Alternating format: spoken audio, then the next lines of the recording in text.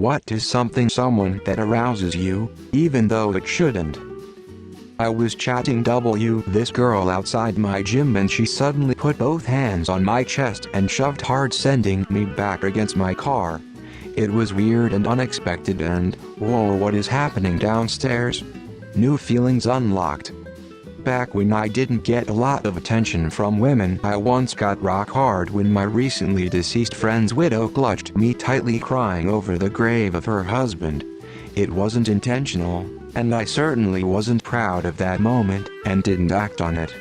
Definitely the most uncomfortable boner of my life.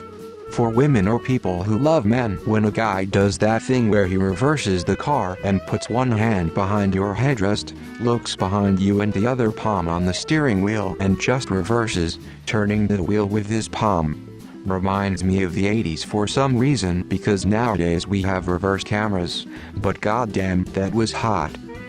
When I see prominent tan lines on anyone, gets me every time. I once had someone threaten to kill me while I was pinned against a wall. I'm ashamed to say that you could have hung a coat off of my crotch. Women wearing boxers. Watched my ex-wife urinate outside on a long trip on the side of the road. Got a boner that wouldn't go away. I don't know, I have no idea why, and it stopped, and I also don't know why. BUT. When I had discussions with Soz and we were sitting there and I or her was crying, I would get a boner. I never had any pleasure, but that prick was there working extra hours. Pain medication by IV in the hospital. I get hard every time they dose me. Hospital gowns cover not much. Usually, I have a catheter in. God, does that suck. Women who tell me what to do and how to do it in an authority-like tone, shit gets me weak. When someone knows a lot about a specific thing subject and they light up with passion when they talk about it. This goes for literally everybody, not just my love interests.